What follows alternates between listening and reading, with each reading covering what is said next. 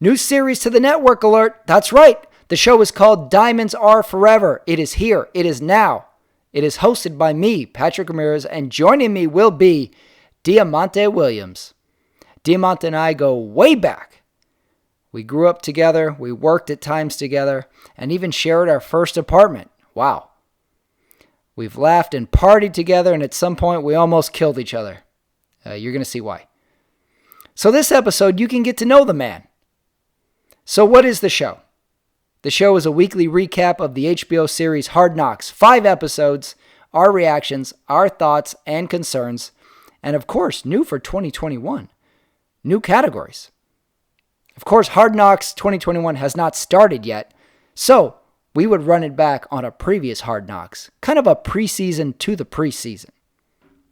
So for the first edition of the series, in true running it back fashion, we go way back to prep you on what the show will look and feel like. We review the 2010 Hard Knocks Episode 1, which featured, do you remember this? The New York Jets. The entire episode is on YouTube, so you can go and check it out for yourself if you want to see what we're talking about. We dive in. We get our NFL legs up to speed. Also, cast yourself back to the 2010 Jets. What was that all about? I don't know. Hey, show dates for me coming up, everyone. August 10th, see me virtually, 5:30 West Coast time. August 12th, live and in Pomona. That's right, Pomona, 7 p.m. Doing stand-up at the Whenever Show at DBA 256 Bar and Brew. And lastly, August 15th and 16th, I'm in the Burbank Comedy Festival, so come out. Info is on all of my socials, or just yell at me when you see me in the streets.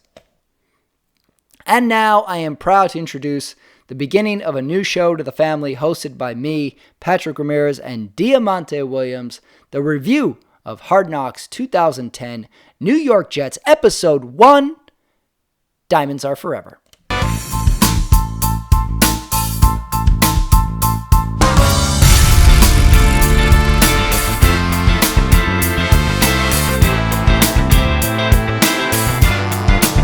Back on the show, the first of the season. Myself, Patrick Ramirez, but with me, first time to the show, Diamante Williams. Welcome. Let's go. Let's go. That's right. Pleasure, sir. My pleasure. Yes, sir. Well, we were talking about this last year when I was doing the Sunday Night Talk pod.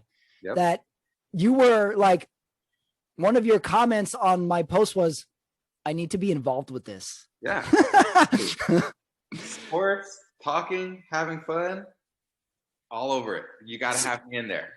Yeah. So we were looking for like a project to do. We didn't think of one last year. And then this year I was racking my brain. And then when I saw the idea, or when I saw the news that this year's Hard Knocks team is the Dallas Cowboys, I was like, wait, yeah, this might be our idea. So we're reviewing the 2020 season Dallas Cowboys. We're going to watch each episode and then give our reactions, our breakdowns post. But in the spirit of running it back, we thought we'd get a little practice, a little training camp of our own, maybe. Yeah. And we're going to review the 2010 Hard Knocks Episode 1 of the New York Jets. Let's not forget this is immediate reaction, right? So this is going to be something that is fresh on our minds, and it's going to be raw. Right. We're going to watch the episode. Yep. They come out Tuesdays, and we're going to do a pod Tuesday night about our instant reactions, our thoughts, our, like, if you're like me with any preseason training camp, I get a little too into it. And I think every Hard Knocks team is going to go undefeated. I watch it. I'm like, these guys are the best. Look at that. Look at that. They got a lunchroom. They got locker rooms. They got the ball machine. These guys are winning every single game. I know it. I'm like a hopeless romantic when it comes to Hard Knocks. Yeah, absolutely. This is your what do they call it? Not immediate reaction, but it's definitely your they usually have a segment on ESPN about like, overreaction Tuesday, right? I was going to say my refractory period. Yeah. They always, every Monday, there's like overreaction Monday, right? They just saw the game and I mean, is this team going to go straight to the dumps or what? So this is going to be our overreaction. Hard Knocks, right? I think that's a good way of putting it. Let's go way back first, though. How long have we known each other? Oh man, since we were born, man. I mean, we grew up together, right? We essentially did. Yeah. We grew up. We're about the same age. I'm a little older than you. Yep. We grew up together. You essentially lived at our house for multiple summers. 100%. And then some point in our 20s, we would go to parties or we would hang out, and then we would refer to each other as brothers. Yeah. And essentially all that would be good conversation starters, because people would be like, what do you mean you guys are brothers? What the hell's going on? Why do you look like this? But right. You look like that. What do you mean? But then this was like starting the turn of the age where you can almost get away with everything, right? You know, it's you tell people something and, oh man, you kind of almost have to believe it because you never know what's happening in this world these days, right? So yeah, so being your brother, that was the easiest conversation starter ever, for sure. Mm-hmm. Yeah. We did it in college. You came to visit me in college once, and then you would walk around like, I'm visiting my brother. And they'd be like, who's your brother? And you would say, oh, Patrick. And then they'd be like, what? And then I instantly got cooler because I had cool black guy association after that. I was like, hell yeah, we're brothers. And don't forget, I drove the Cadillac up there, man. I drove the Caddy up there. You drove your dad's Cadillac to New Mexico to visit me. Yes. I probably had the fastest time from El Paso to Santa Fe ever recorded on tape, right? I think I got there in about exactly 3 hours, and that trip's at least a 5-hour trip. Yeah. Is that what you did it in? Bro, I'm trying to tell you. I think I got there. I remember one time I was just zooming, and I got pulled over one time, Pat, going up there, but it was two of us kind of speeding, and I was able to tell the police officer, because he pulled me over. I was like, that wasn't me. That was the guy passing me. You must have clocked him. And he kind of looked at me, and he was like, you know what? You're probably right. Have a good day. And I was sweating bullets, PAT. Sweating bullets. I think you just described your persona in a nutshell. The smooth talking Diamante Williams that's able to get out of 99% of almost any infractions. Or if it was me, I would have been in handcuffs and I would not have even been speeding. Also, you gave me a nickname that I don't think anyone has ever called me in my entire life, yet you seem to have perpetuated for the last 20 years. You call me PAT. You spell out my nickname. PAT. Point after. No one else calls me that. Yet it stuck for some reason. I like it because you took Pat and you gave it a new spin, but also it can mean point after touchdown. Yep. That's exactly where I got it from, because from playing Madden all those days at our apartment over there off of Cincinnati Street, you know, me kicking Raul's butt on Madden, and then at the end when you score a touchdown it says PAT, and I was like, that's Pat, you know. So yeah, PAT. You hit it on the head. Then we had the years where the very first apartment I ever rented, you and I were roommates, and we effectively almost killed each other. We almost ruined our relationship by living together. We got in several fights. We at some point bills were not paid. There was multiple weeks where we never spoke, yet we slept in bedrooms next to each other. And at some point I thought your friends were going to burn down the apartment. So we have had ups and we have downs, yet we're still here. Yeah, we're still brothers. That's what it is. Yes. Well, let me ask you this. My pod is sports heavy, of course. Yep. So let me get a little sports history going, Diamante Williams style. So tell me, who are your teams? So I'm going to just run it down. My favorite team. Give me everything. Diehard Cowboys fan, right? Born and raised Dallas Cowboys fan. And I have to tell this story because my dad's originally from Houston, Texas, but he grew up a Cowboys fan. And the reason why he grew up a Cowboys fan is because back when he was growing up in the early or the late 50s, early 60s, the Houston Oilers weren't around.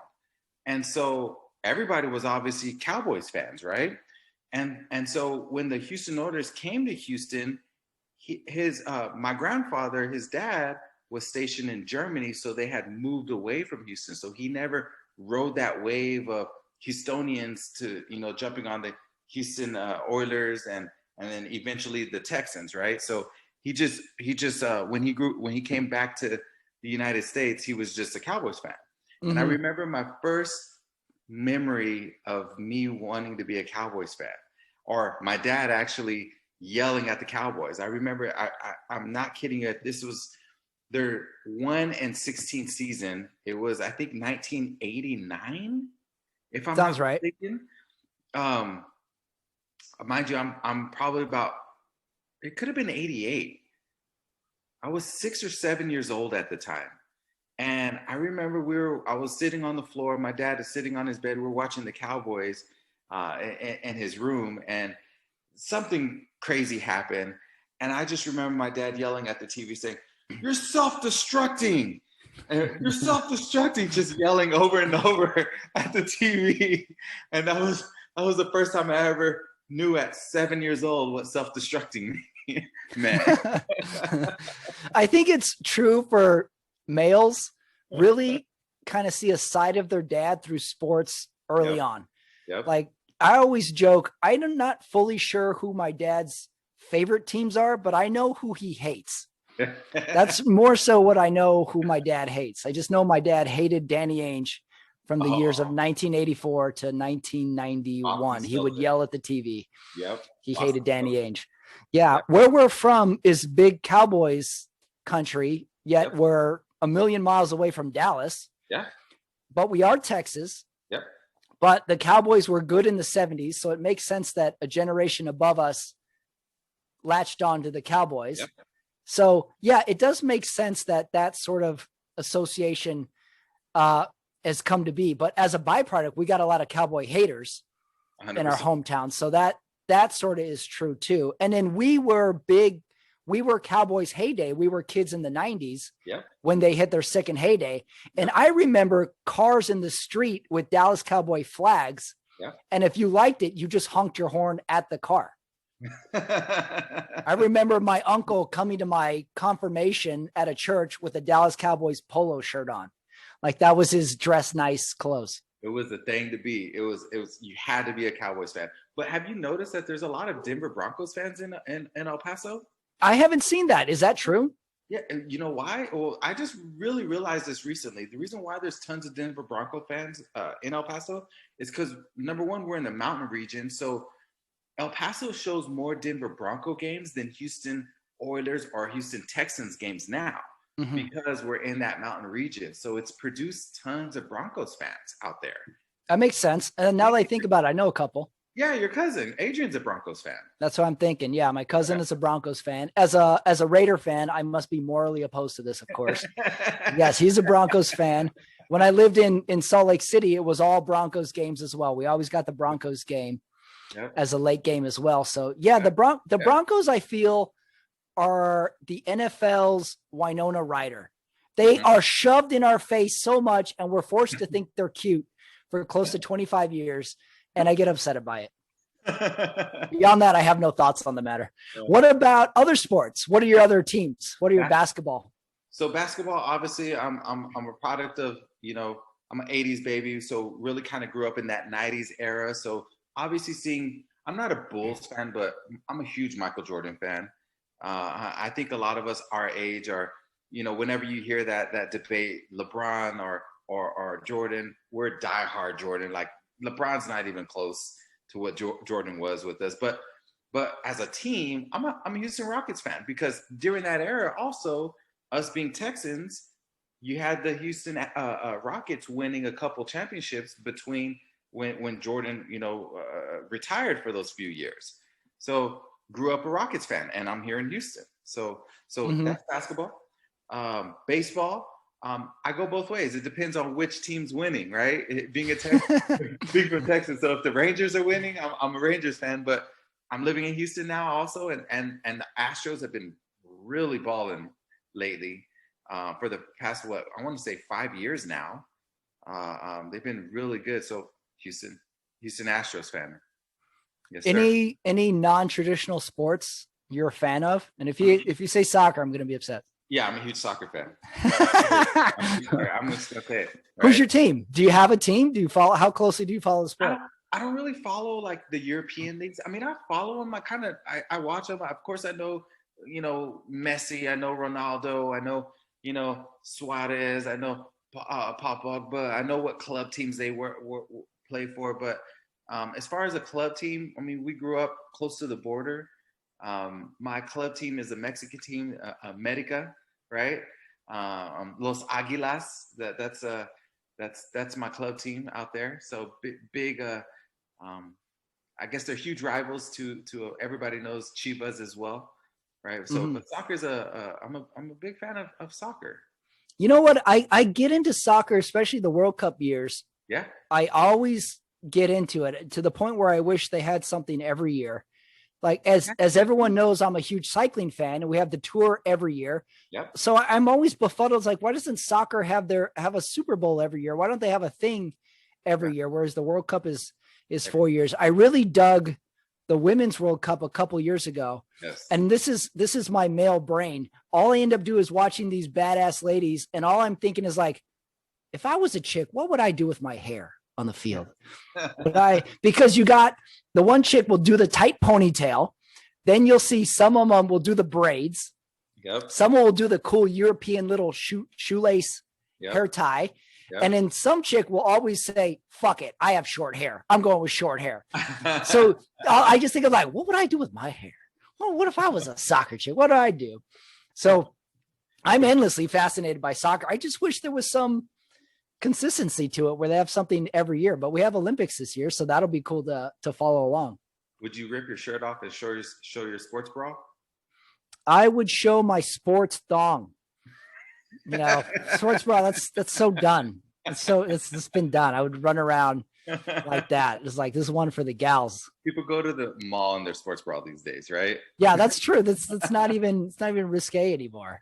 You know what? The dudes need a better celebration. They run around, they jump, they slide on their knee. We need an innovative celebration. Yeah, that's true. So get on that, soccer guys. You know what else? Like, with thinking we are primarily youth of the 90s, I was thinking about this. Growing up with ESPN as essentially our hub of sports, back when we only had one dedicated sports channel. Yep. We grew up with ESPN, and the more I think about it, to the sports-minded youth, that was our SNL. Some people are so into Saturday Night Live and they know the cast and they know the history. Yep. ESPN, specifically Sports Center, was something that I would follow, and I couldn't wait to see what duo was the anchors at night. Yep. So that is something that I don't think people know how big ESPN was to youth. Did you follow Sports Center? Huge. I mean, you and I we just grew up sports fans, and Sports Center was just our CNN, right?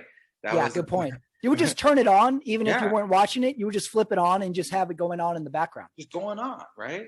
And then like during prime time, the 8 o'clock hour, the 9 o'clock hour, when after some of the earlier games were over, and that was like the prime time of Sports Center, right? And then as I grew up, I remember watching Sports Center.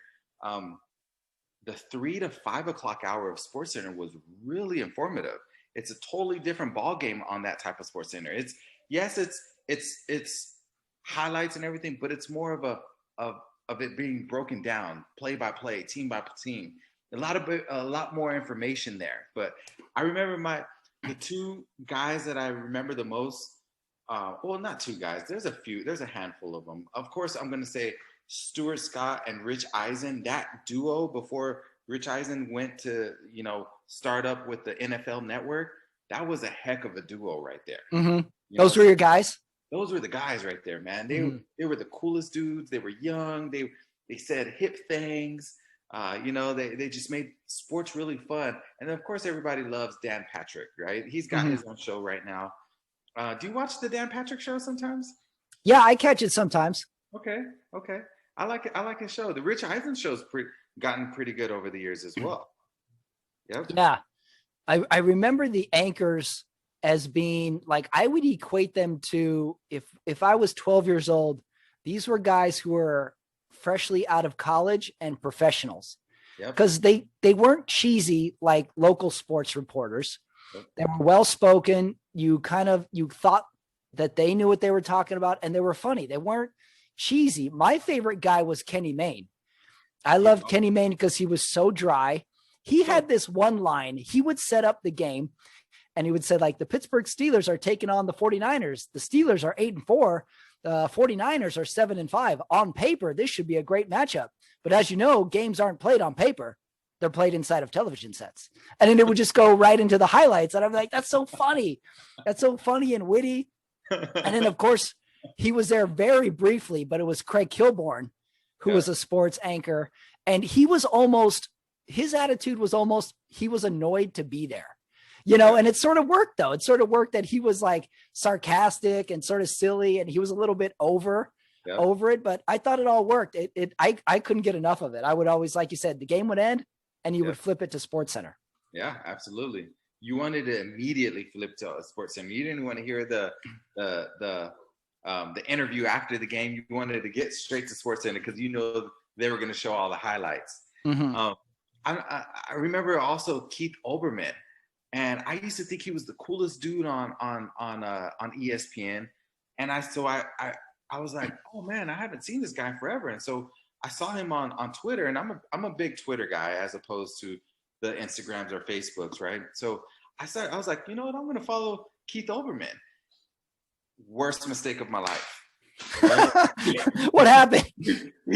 He's like such a huge advocate of dogs and like, oh, interesting, pit bulls, and like every post, like it's overkill, right? It's like he'll post like 20 posts a day on, hey, this is this is Rocky. He's going to be put to death unless somebody's going to come save him. Wow, no kidding. 20 of these, right? And then obviously with, this whole Trump thing, he tries to destroy like everything Trump, everything Republican. Like he's just, and I was like, man, I've got to mute you. I got to get you out of here. Like, get back to sports, please. Wow. Who would have thought, oh, you had to mute somebody on Twitter because of excessive dog pictures? Oh my goodness. Wow. Yeah. Overman. I wrote a few names down as a blast from the past, the Sports Center anchors. You got Kenny Mayne, Trey Wingo, Linda Cohen, Stuart Scott, Bob Levy, Craig Kilborn, Dan Patrick, Keith Olbermann. Those are kind of names that were like the varsity. Yeah. Chris Berman. Berman was on there. Of course, yeah. Then you had the NFL. And I remember watching the NFL primetime, like, late Sunday, and then trying to call my friends and saying, did you hear what name he thought of? He called that guy Eric Sleeping with Bieniemy. Did you hear that? That was hilarious. Did you hear that? Ricky Rushing Waters. Did you hear that name? Because he would have all the funny nicknames for the players. Yeah. And it was just, mind blowing to a 12-year-old kid. And I think that was like that's a requirement if you're going to work for ESPN. You got to be able to come up with nicknames for people, I think because that's almost like the common denominator for all the anchors. They always have super cool names for people. Right. Yeah. I love it. He would do this thing with his co-host, Tom Jackson. Yep. Tom Jackson. And he would say such and such, and he would say from, and Tom Jackson would say his college. Harvard. But it was I think it was always Ivy League, right? Yeah, it was always an Ivy League. Yeah, except I think one time he said Louisville, which threw me off because he would say from Louisville. Yeah. And it was just the funniest two-man team thing ever. Then there was this show. Tell me if you remember this show. Early Sunday mornings on ESPN, there was a show called The Sports Reporters. And it would be Mike Lupica. It would be John Feinstein. Dick Schaap hosted it. And it was essentially, you were watching these debonair sports writers talk about very highbrow sports topics. And it would be like Mike Lupica from the New York Daily News. And you'd be like, what the hell are they talking about? This is so adult. And they would sit in like these armchairs and they would have this little discussion. And essentially was the early version of PTI because Wilbon and Kornheiser were on it. And essentially that sort of bred the two sort of intellectual sports minds talking. That was a good one, but it was on early Sunday. So you had to sneak in and watch it. You had to get up early. You had to wake up early. And I don't think I ever woke up, before the 11 o'clock game in El Paso. Yeah. Right. It was early. Yeah. You had to catch it. So, well, let's talk Hard Knocks. So to prep us, we've chose a Hard Knocks to run it back on to review. We went with 2010 New York Jets episode 1. So I did a little Hard Knocks research and tell me if any of this surprises you.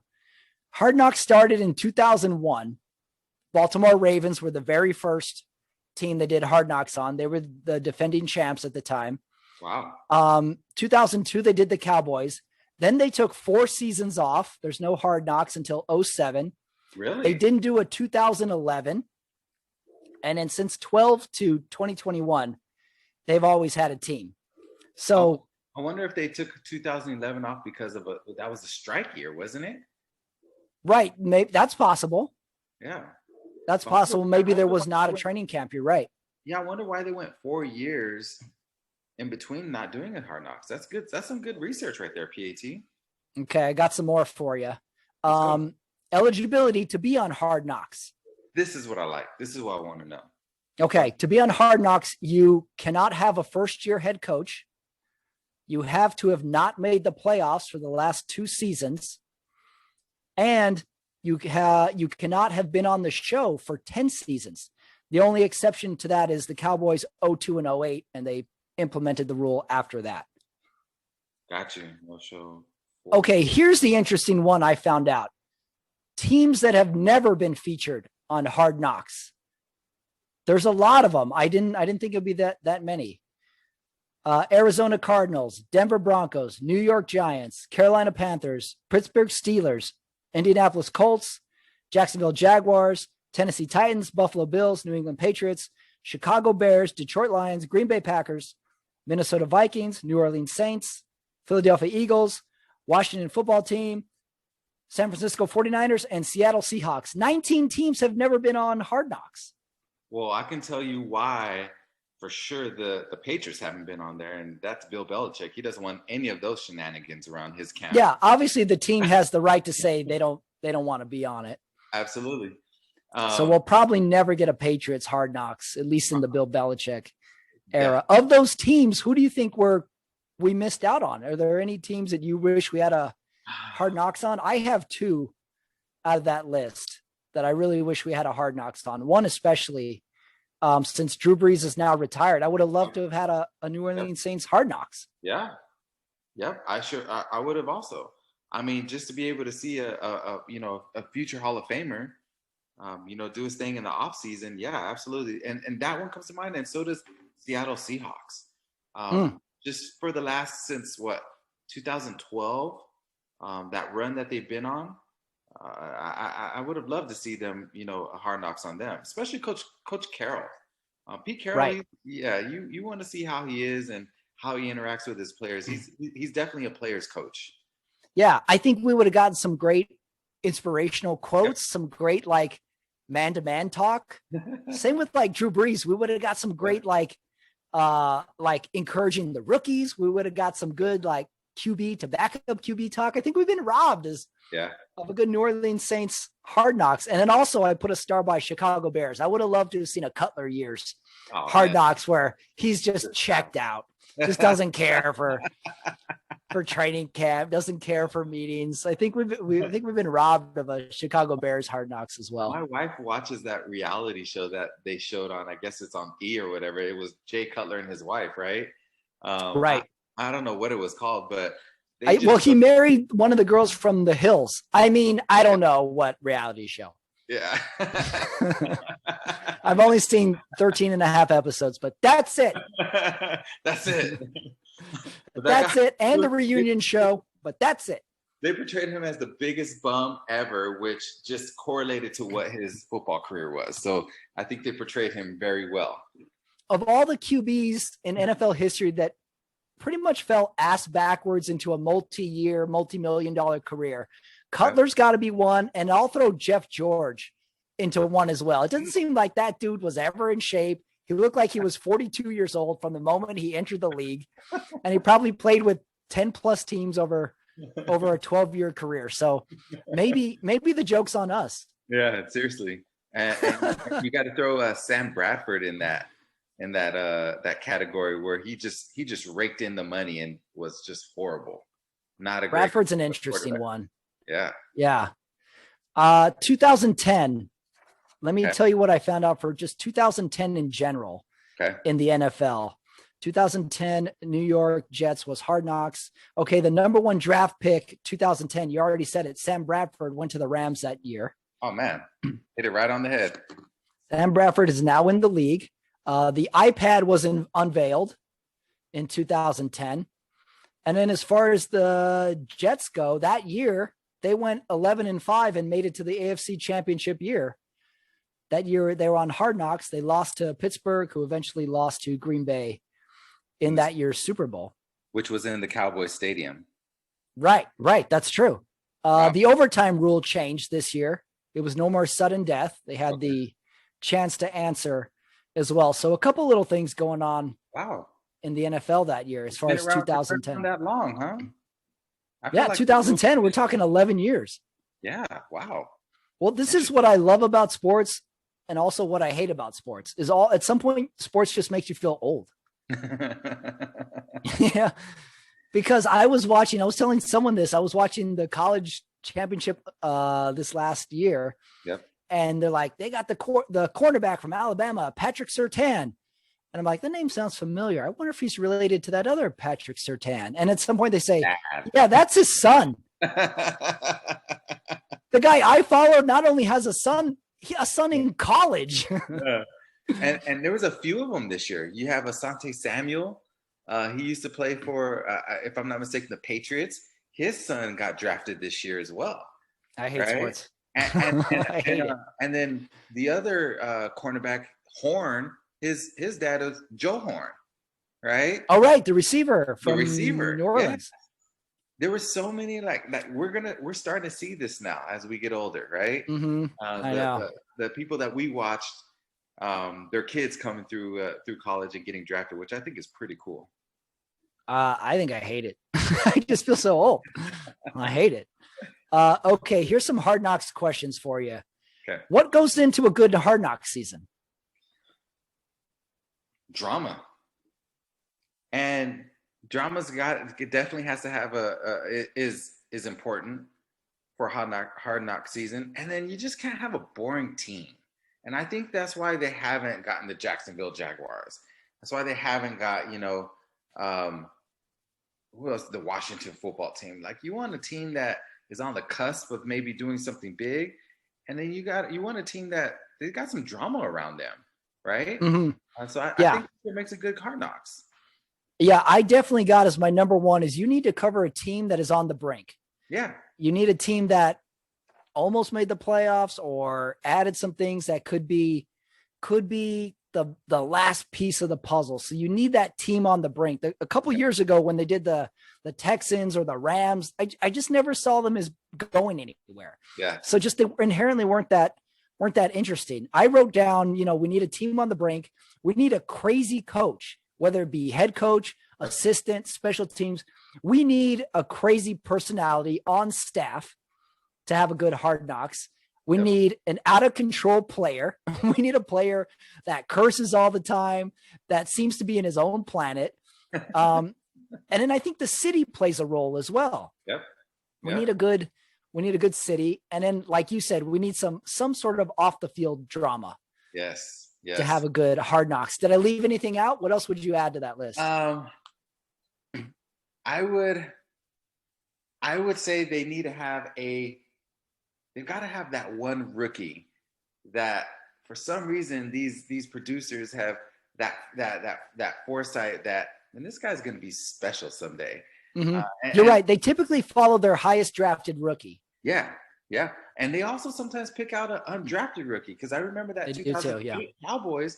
I never realized it, but Danny Amendola was on that 2008 Hard Knocks with the Cowboys. I don't remember that. Yeah, he was an undrafted wide receiver that year, and then he goes on to be a Super Bowl champion with the Patriots later on in his. And they actually cut him. The Cowboys cut him that year. Interesting. Cutting a guy who goes on to a successful team is really like watching your ex get in good shape on Instagram. You're kind of like, what the hell? Yeah. Dropped 10 pounds. She looks great. Why did we keep her? Speaking of, PJ Tucker just won the championship last night with the Milwaukee Bucks, and he started the season. He's been playing for the Houston Rockets for like the past 6-7 seasons, right? And he didn't get cut, but they traded him to the Milwaukee Bucks, and he goes on and wins a championship last night.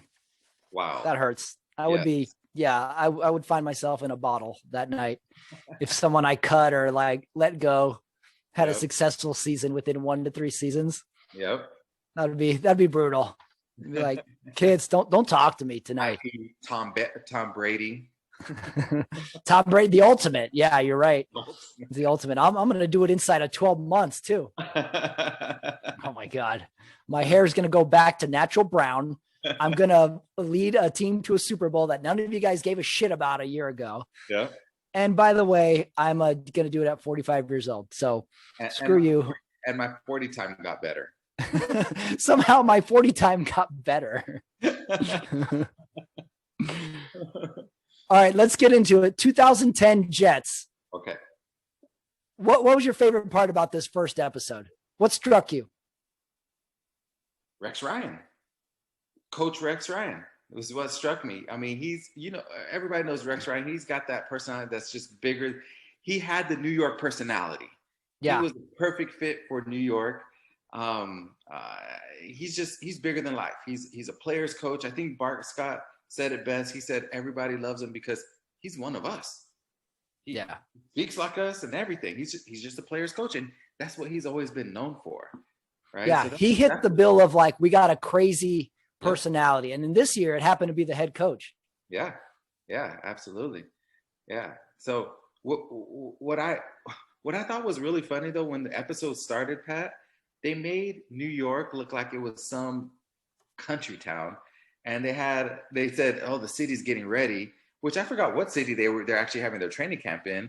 But there was one hot dog vendor. There was one hot dog vendor getting himself ready. That's true. They always kind of open up with some sort of small town something starting. The hot dog vendor is setting up shop. Yeah. It is interesting that they didn't really touch on a lot of the New York stuff, the New York media, the big city. Because the setting is important, because there's the year they did the Raiders a couple years ago, the Raiders have their training camp in wine country in Napa. Yep. And it looks awesome. I would have liked to seen where they were actually doing their training camp. So not a lot touched on that in the Cortland, New first York, episode. Is what it was called. Cortland, New York, if I'm not mistaken. Mm-hmm. Yeah, rural town. How about this? Did you forget this? Remember when we were talking about Mark Sanchez, he was going to be an elite QB? That seems just like a million years ago. And here we're like, this is your team, Mark Sanchez. You got to lead us. And he's throwing tight spirals and looking good on the field. I was like, what? Did I totally block this out of my memory? And they tried so hard to compare him to Joe Namath. They're like, New York's just trying to find their next Joe Namath so bad. And they thought they had one right there with Mark Sanchez, and then the butt fumble happens, right? Right. They had a flash of it because they go to the AFC Championship that year. They beat the Patriots on the road that year. Yep. So they had a flash of it, and then it could not have fallen down any quicker for the Jets.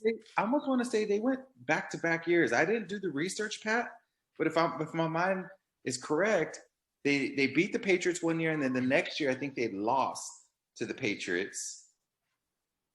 Makes sense. Yeah, that they would lose the next year. They went far 2 years in a row, and they've been on that cusp of actually getting there, but they never made it. Never got. They never did. Yeah, they were like a shooting star that burned bright and Yep. then faded pretty darn quick. And it was a hard fall. It was hard to watch Mark Sanchez just Yeah. out of the league, just Just not done. capable. Like I don't know how they thought or how he looked so good back then. I guess maybe because they had a really good running game and they had a really good defense, so he didn't really have to do much. But yeah, he fell off a cliff like overnight. It wasn't even Yeah. like his peak was his rookie year. It essentially was. Yeah, that was it. He was a box office draw, and then everybody went to go see the movie, and they're like, "This movie sucks." Yeah. Yeah. It was odd, and yet somehow they went to the AFC Championship, and then that was about it. Yeah, I also forgot how fun Rex Ryan was. He's just a quote machine. Yes. I love how he addresses the elephant in the room, how they can't sign Darrelle Revis Yep. at the beginning, and he's saying in the team meeting, "All right, boys, there's one man who's obviously not here. Is he good? Are we better with him? Hell yeah, he's pretty good." Everybody starts laughing. Coaches do not have comedic timing like that. And yet Rex Ryan does. Rex Ryan can hold the room. He can hold the tension. He's doing the funny coach jokes, but they're not cheesy. They're actually funny. Yeah, super funny. And he drops an F-bomb every other word too. I love that. Yeah, I love that it's on HBO and they don't bleep everything. Yep. And then, of course, I forgot these two things. LT was on the Jets and Jason Taylor were on the Jets. My goodness. When I watched it, I was like, whoa, that's definitely a blast from the past. I knew LT was on the Jets because I remember that. I'm a huge LT fan. But I never realized that Jason Taylor was on that team too. Forgot about that too. Yeah. Yeah. He's not a Hall of Famer, is he? Jason Taylor? Yeah. I might have to check on that. I wouldn't be surprised if he is. Yeah, I don't think so. But he was definitely a very good player for Miami for many years. Yeah, he was on that team in LT, and he had Mark Sanchez, he had Santonio Holmes. Yep. They had a lot of ingredients to threaten. That's the other thing I forgot is like we legitimately thought these Jets would be the threat to the Patriots for the next 5 to 7 years. And it was not. They were wrong time, wrong place. The Patriots were too strong. If the Patriots are mediocre, do you think this era Jets do you think they could have got to a Super Bowl? I mean, you said it best too, because Pittsburgh, no, I don't think so, because you have Pittsburgh was strong in those years. Yep. And you have Indianapolis. You got Peyton Manning there. Mm-hmm. So I don't think so. I don't think they would have ever, even if the Patriots weren't good. In some weird way, these Jets might have played to their full potential. This might have been the best they could have done. Yeah. Given the competition and given their ingredients. They made an AFC championship. They were in the playoffs a couple years in a row. So maybe they realized their potential, but that was as far as it could have went. And that was the same year that they gave us that famous soundbite from Bart Scott where he says, where they had just beaten the Patriots to go to the AFC championship. And he says, I think that was Sal Palantonio interviewing him saying, "Hey, you guys are going to be, I think, I think they were going to play Pittsburgh next week. You're going to be in Pittsburgh." And he was like, "Can't wait." Yeah, great quote. That was kind of the early days of Facebook status posts too. Yeah. And everybody was posting "can't wait." Yeah. Or you would joke around with your friends like, "Hey, you working the morning shift tomorrow? Can't wait. Can't wait. Hey, you gonna pick me up at 7 to go to the airport? Can't wait. Can't wait." You got to say it with a straight face too. Can't wait. Right. Perfect quote. Those off the field interviews can go terribly bad and terribly right. Because number one, Bart Scott is pissed essentially after the game that he's won. Yeah. And he's like, "People talking trash about us. We're a good team. We're a good team." He's mad. I love it when they're mad. Like another Hall of Fame one would have been that Richard Sherman one from a few years back, where he's talking trash about Crabtree. And he's mad. He's like, "Why put a sorry ass receiver? Don't put sorry ass talking about me." And I think the reporter's like, "Who's talking about you?" And he's just mad. I love an angry post-game interview, but they have to have won. Those are the best. Yeah.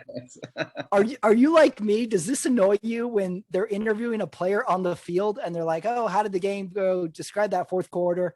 And the player starts talking, But as he's talking, another player comes up to say good game and interrupts the interview. I hate that. I hate that. We're like, dude, I'm talking to someone right now. Don't interrupt me to say good game. He just wants some prime time. Let the guy get some prime time. Yeah, he's trying to get in there. Get a little FaceTime. But the camera's like, I thought we worked as a team. Good game, man. Okay, see you next. They're off mic for a couple seconds. So we had that as well. In general, what do you love about a Hard Knocks episode? What do you love about Hard Knocks in general? I just love that insight of what happens at camp. Like just being an NFL fan, like you just get a chance to just be inside of a training camp and seeing how a team works every day.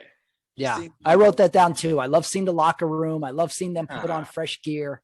Yeah, I think that's just so cool. And then, of course, HBO has always done a great job with their production of it. They've had that same commentator for years. I want to meet that guy with that voice, right? Liev Schreiber. He's who is it? Liev Schreiber. Did you ever see? Why am I forgetting that? Ray Donovan. Ray Donovan is the character he plays. Liev Schreiber has done every year except 2007. They had Paul Rudd do it because he was a Chiefs fan. But beyond that, Liev Schreiber has done every single narration. I usually don't like docs with narration, but it seems to work. I think we all feel comfort in his voice. Yeah, it's so comforting. So awesome. So I love all that stuff. So you're pro narration. You like it? Yes, love it. I mean, yeah. I think it does well with what they're trying to do. I mean, you've got to have a backstory. You got to have somebody telling, giving that lead story of what's about to happen. Yeah, I like it. It works well for Hard Knocks. It's written really, really well too. Like it doesn't sound like this is a non-sports person talking sports. Because I like when he offers up the the rookie the undrafted rookie is like he's hoping to get a spot on the team. Yeah. The depth chart says otherwise. He just sort of sets it up and you're like, oh yeah. So I love the raw coach talk. I love the non-media responses. I love that they're like, oh, this guy's been fucking up all practice. Look at his footwork. And he's not exclusive to football because I've seen him on the all access ones for right before huge boxing matches. Right. And he's always doing the narration for those as well. So yeah, he's sports all the way around. It is a little bit of a throwback to the old NFL films narration. What's that guy's name? John Facenda. Well, Steve Sable, right, is in a lot, but the John Facenda where he's like, football is an autumn wind or something like that, or like autumn wind is a pirate, so maybe it's a throwback to that. We just love it. Yeah. We just love that it means sports and the documentary. And what was how did that song go that you used to always sing when we were little? It was a something ship. You used to always sing that song. Well, there's the Raiders one. I think it's called the Autumn Wind, where it goes bum bum bum bum bum bum bum bum bum bum bum bum bum bum. Yeah, I sang that until well into my 30s. Employers thought it was weird when I would do it in job interviews. There's some great, just from an orchestral standpoint. Yep. Just the music tracks from those NFL films docs from the 70s. Yep. Is so awesome. Yeah. You know what else I loved about it, or I love about any training camp? I love that one moment when they put on all the pads and the one coach goes, "Going live, gentlemen." And that means, that's full contact. And everybody just goes, they're doing the tackling drill. They're doing the blocking drill. And guys are like getting in little mini fights. I love that. I love that as a viewer where they say, we're going live. And it's just on. Yep. Absolutely. I love it. Love it. Go ahead. One of the things that I really like though, about watching this old episode, it kind of just, obviously, it's 2011 now. That episode's a little over 10 years old. But just seeing the old coaches who were on that Rex Ryan tree right, and where they're at now, right? There was a few coaches, even some general managers that I noticed, right? We have uh, right off the back, we had Mike Patine, I think is his name. I forgot what coach he coached somewhere. After, I want to say, for the 49ers, he had a quick stint with the 49ers or something like that after this. But you have Bill Callahan, who's always been one of the best offensive coordinators, different spots. You have Brian Schottenheimer and Anthony Lynn, who was the Chargers head coach for a few years. But they had a nice little coaching squad there, right? I like seeing stuff like that. I also like that you see the coaches are essentially trying to do a good job too. They're trying to essentially make the team as well, even though they're already on the team. But I like that you get a little peek behind the curtain. They're like, oh, we were 25th in the league last year at third down D. And they're like, oh, what can we do? Okay, we got these guys. Yeah, I like seeing that too, where you almost see a little nerves from the coaches too. It's like, we got to be better. Yes. I like the part where the couple of players are making fun of the old veteran Mark Brunell, the backup quarterback, because he has grayish hair. Yes. I love the jokes. Like, he looked like Stetson, man. And then they zoom in on him. He doesn't know they're talking about him. He's just looking onto the field. Yep. I love that. And then last thing I love is training camp looks like it would be fun to go to. You're scrimmaging. There's fans cheering you on. It just looks like it's all fun there. Yeah. Absolutely. Yeah. Next category, unless you have something else, unintended comedy. The unintended comedy. I didn't catch anything that stood right out to. The unintended comedy, I think, was Rex Ryan wearing those Chuck Taylors. Oh, right. He wears Chuck T's on the field. Yeah. He's got a superstition. He has to wear Chuck Taylors. He said that one year he didn't do it during training camp, and they had their worst season ever. So he now wears Chuck Taylors to training camp. That was pretty good. I also liked when he and the other coach were having the little throw-in competition. Yeah.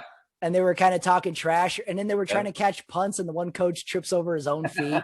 That will never get old, when the kind of middle-aged, out-of-shape guy tries to do what the athletes are doing. Just screws it up royal. I can never get enough of someone falling on their ass. Yep. My unintended comedy, though, is when Joe Namath shows up. Oh, yes. They bring him, and he gets out of the SUV, and he's wearing a pair of white shorts that are literally up to his chest. It just looks like every old friend of your dad's. He's wearing these high shorts. He's got his collar flipped up. His collar was popped up, and he had another shirt underneath or over it, right? Yeah, he had a polo shirt underneath his t-shirt. He's got the collar up. He's wearing high shorts that are also long. And then he's telling the quarterback, you got to get your hands under center, man. You got to get it could not be more of like, you got it, Mr. Namath. You got it. How you doing, Mr. Namath? That's cool. And then I love his checked out daughter that he's like, you see that hand? And she's like, it looks like it's going to rain. Like, she could not be more, more disinterested. Yeah. She could not be more disinterested. Unintended comedy. But that being said, I want Joe Namath in every episode. Doesn't even have to be the Jets. Put him in every episode. Yep. Such a cool guy. Yeah, great. But a great kickoff to that episode 1, 2010 Jets. You're like, I'm all in. I'm ready to go. Yep. I'm ready to go for the season. Last question. You have kids. What's the best sport to force a child into? The easiest, best sports, probably it's got to be soccer. Oh, really? Yeah, that's the easiest sport. I mean, you're just kicking a ball, and the kids are just running around on a field, right? Go shoot that ball in that goal. It doesn't take too much skill as a kid, right? Obviously, a lot of skill comes over time, but yeah, that's got to be the easiest sport to put a kid in. Is that the sport you would want them to get into? You're down with forcing them into soccer? Say your kid's like, I'm not playing sports. You're playing sports. Yeah. You're going soccer? I'd go soccer. Or I can't even say T-ball, because that takes some skill right there. You know what I mean? If the kid's not halfway athletic, that takes skill. That T-ball definitely takes some skill. Yeah. Yep. If you're going to force a kid into a sport too, my strategy might be something indoors, because it seems like you got to watch a lot of games and you might as well be indoors with some air conditioning. My son we just moved to Rosenberg here in Houston, right outside of Houston. And he's actually joining a soccer league this year. It's like a real soccer league. So he's been playing at the YMCA for the last few seasons, and he's had a few just practices, skill practices, and stuff like that. But he's finally on a team, and they're doing strength and conditioning right now. And they had their first strength and conditioning before the season starts. He's 6 years old. Keep in mind, I never knew 6-year-olds could have their muscles could hurt. So they had their strength and conditioning where they were just running, up and down the soccer field. But the coach had them doing lunges. They did a few lunges back and forth. And yesterday morning, this was on Monday. Yesterday morning, my son was like, "Dad, my legs hurt." He's like, he couldn't bend over. He couldn't even squat to bend over and everything. I never knew kids' their muscles could hurt like that, man. So you're going to have the only son by week 3. He's like, "Hey, Dad, you ever heard of something called PEDs?" Just asking. I don't know. Kids were talking about it. I don't know anything about it. Well, that was 2010 Hard Knocks, episode 1, Jets, our preseason preview training camp, our OTAs of the season. But Cowboys Hard Knocks coming up. Any hopes and dreams for this Hard Knocks Cowboy season as a diehard Cowboy fan? I mean, I want to see them really, and I think this is what they're going to do. Obviously, their first round draft pick was I think 6 out of their 8 draft picks were defense. So I think there's going to be 2 things that they're going to really focus on. They're going to focus on the Dak Prescott comeback, of course, and then they're going to really focus on the defense, because obviously they drafted nothing but defense. Their number 1 draft pick was the linebacker from Penn State. And then they just got a defensive coordinator, a new defensive coordinator, which was Atlanta's head coach, Dan Quinn, which, if you go back, was the defensive coordinator in Seattle for the Legion of Boom. And that's the reason why he got that head coaching job in Atlanta. I've been kind of talking to a lot of people about it, about why is it going to be different, or a lot of people said, "Oh, he sucked with Atlanta. Did you see Atlanta? They sucked. They give up all these points." But people don't understand that sometimes people are just good coordinators. They're not good head coaches, right? Mm-hmm. And if you go back to that Super Bowl where they were down 28-3, if I'm not mistaken, the offense was throwing interceptions. If I'm not mistaken, the offense wasn't moving the ball, right? So if you're, or they're still trying to throw the ball when they're up 28-3 in the third and fourth quarter instead of trying to really run it out, right? Mm-hmm. So I think that's going to be the headline this year, Pat. That's going to be headline. What are you looking forward to? I wanna see the crazy player. Okay. I want to see some crazy quotes. I have a feeling Dak Prescott is secretly boring. Like I don't think he says anything interesting off camera or has an interesting fit. So I don't want to follow him too much. I don't think he has that much. I want to see a crazy defensive player, or I'll take a flashy wide receiver. I just want to see him kind of do crazy stuff off field. And then I need to see, remember the Browns coach a couple years ago who was really fat and his stomach would move when he would call out drills? I need to see a crazy coach like that. And of course, since we got the Cowboys, I need to see a lot of Jerry Jones camera time. Yeah. That's happening. I need to see him, but I want to see him interact with like his grandkids, or I want to see him hobnobbing with like the NFL elite or the Dallas elite, driving him around on a little golf cart around training camp. I want to see some Jerry Jones that we've never seen before. I want to see him just go full into it, lean full into I'm the richest man on earth and I own the Dallas Cowboys and check out my cool shit. I want to see that. So my hopes and dreams. Any predictions for episode 1? Just the whole season, not the whole season, the whole Hard Knocks. So any predictions on it? Okay, predictions. I say they are going to cut a player that we all love. Like there's going to be like an undrafted rookie or somebody that's asked to try out, and we're going to fall for him. It's always a white dude. Like we secretly root for the undrafted white dude, We're like, I hope he makes a team. I hope he does it. And they're going to cut him and we're going to be heartbroken. I have a feeling Dallas is going to have to get rid of some quality players because they might be deep this year. Yeah. So super deep. Yeah. Absolutely. Yes. Well, episode 1 is August 10th. We will be there for it, for the reactions. They reported camp today, by the way. Right. The cameras are rolling. Yeah, they're rolling. So we'll be there for episode 1's review. D, this was fun. We'll see you at training camp. Yes, sir. Love it. That's the show. Our first one, our preseason. Hard Knocks starts August 10th, and we will be there to recap, so get ready. Dino, now you know. We're going to have a lot to say, I can already tell. The Jets, oh boy, it was a different time. Mark Sanchez, he really gave it a try. Forget all that. August 10th and 12th coming up for me, so come see me. Not to mention there will be a few festival shows coming along too, so check it. Thank you for listening, everyone, and we will see you for the season premiere of Hard Knocks. Diamonds are forever.